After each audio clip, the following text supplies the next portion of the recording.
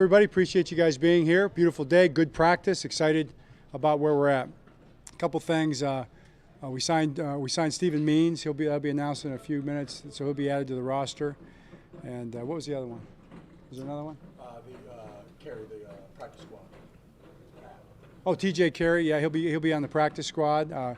Heck of a corner, been around, played against him many times, so we're pleased to have him with us. What other questions do you have? Could you talk about Miami's offense compared to a year ago? Kind of getting fast. Right. Well, offensively, Mike, and to your point, it's the San Francisco Shanahan, the old, kind of grew out of the old Kubiak offense, and now McVay, all those guys are kind of in the same family, and that's what this is. It's in the same tree that we saw last week in terms of what they do, how they operate. A lot of the words they use are the same. The scheme is essentially the same, but they've changed it, done a good job down there, and coaches done a great job of tailoring it to their players, tailored to the quarterback Tua. Done a good job, gets the ball out quick. A lot of RPOs because he's good at that. A lot of movement passes.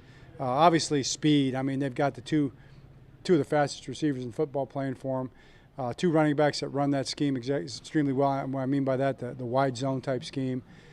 So that's kind of how they're built in offense. Coach, you saw a lot of cover zero with them last year. I know you talked about working on that in the preseason training camp. Yeah. How do you adjust to that if they try to do it again? Well, we'd have been negligent if we hadn't worked on it. It's something we need to get a lot better at. And we studied the whole off season, and we'll have a plan for it, and hope it works. Because these guys are probably the best in the league at doing it right now. They do it more than anybody. They do it better than anybody, and it's just something they're committed to. I have all the respect in the world for what they're doing defensively.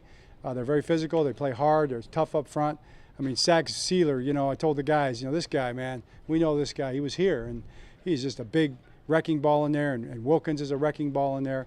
A lot of good players and a great scheme. One of the key, obviously, against a defense like that, you want to be able to get down the field with a quick shot there. And last week, the success you guys had going deep, how much then build confidence? I mean, after only 1 week, but going into a game like this. Well, yeah, it certainly builds confidence. It depends on what they give you. Those particular passes, maybe the first one to Devin, the fade route out of the bunch would have a chance against the zero blitz. The one to Bateman would not. You wouldn't have enough time to get that off. But those are the kind of things that we'll be looking at. Yeah, you'd love to hurt them that way. I mean, that's the idea. Hurt them any way you can in terms of that, and we'll have different ideas in terms of how to do that, and I'm sure that they'll be preparing for those things as well. John, when you do play a team like that played you so well last year, is there an eagerness among the players to do it again, I guess? We haven't talked about it like that. We're just trying to be honest. We're just trying to execute. We're just trying to execute and be ready to play and be prepared, and that's what we're focusing on. Patrick Queen obviously played really well. How much of what he does is connected to the defensive line, kind of keeping guys away from him? People talk about that with linebackers. Did you see that? Yeah. And how important is that? Very important. I mean, gosh, ask Ray Lewis. Some of the lines he had in front of him, and Ray certainly made the most of those guys. And those guys were a team working together. You go all the way back. I mean, Goose comes to mind since we've got the helmet sticker on, and Tony Adams. I mean, you can take it back, and Kelly Gregg, and Haloti Nada was pretty good. Last time I checked. So that's a big. That's kind of a tradition here, and hopefully we can extend that tradition with these guys. John, how nice was it to get Travis Jones back to practice? Speaking of, right? It was great to get him back to practice, and he looked good out there. So I'll have to look at the tape and just see, exactly. But done a great job of his rehab, and we'll see if he'll be ready to play or not. John, you mentioned the MetLife Stadium turf a little bit on Monday. How much did that factor into whether J.K. or Marcus played in that opener? No, that wasn't something that we talked about specifically. I mean, I never know what's going on in somebody's mind or whatever, but that wasn't a specific issue there. I mean, the turf, I saw what Andy said, and I think personally, I just feel like, everybody in this league should do everything they can to put the best surface out there. You've got how much is invested in the players that go out there and play, and our league really it's a player-driven league, and we want those guys to have the best of the best, especially surfaces to play on. You can't always get everything. I look at Steve Bisciotti, for instance, and, we had it was 7, 8, 9 years ago that the players went to Steve and asked for grass. And Steve said right away, yes. That was his answer. He didn't even blink, said yes. He put the best grass you can put in out there for our climate, and you guys have seen how well it plays. I mean, Coach Tomlin is always, he loves our grass. You know, when he comes in, he goes, I can't believe how great this grass is. You know, and then yeah, we talk about grass before the game. That's you were wondering, right? You know, yeah, credit Cleveland, you know, and the Haslam's for what they've done there with the grass, so I just feel like it's something that Pittsburgh, obviously the Rooneys, you know, what they've done. So that turf was, you know, it's a turf field. It was matted down. It was packed down. It was a little tight. Maybe that's how it's supposed to be. I don't know, but you know, that's what I saw. It just was a little tough, you know.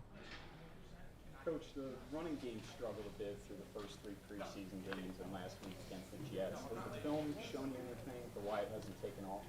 Yeah, well, 1 week, you know, we're still on the launching pad for sure, but it was, you know, they were determined to stop the run. It's a really good front. Start with them. I think you should start with giving the Jets defense credit. It's a very good defense. You're going to find everybody's going to find out how good that defense is in the next for the course of the season. And they were you know, doing a good job of getting upfield. We didn't do a great job of executing in some of our combination blocks like we want, and we can do better. So from a game plan standpoint, we can do better, and from a blocking and execution standpoint, we can do better. You know, I also think that we had a plan kind of to, you know, keep control of the game early, so we didn't over-scheme it too much. We wanted to make sure that we didn't have too many negative plays, because that's a team that I think they led the league maybe last year in negative runs against them, you know, hits in the backfield. So all those things kind of come into play.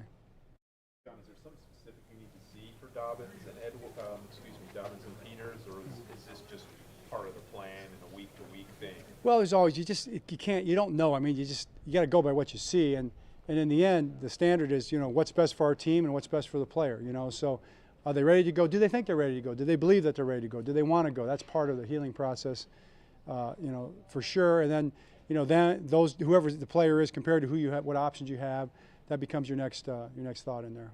Has the GPS tracking and that data changed how you evaluate players who returned than 10 years ago? Absolutely, Luke. It's a great point. You can what you used to only see, now you can see and measure. So we look at that as well. All right. Great. Okay. Thanks a lot.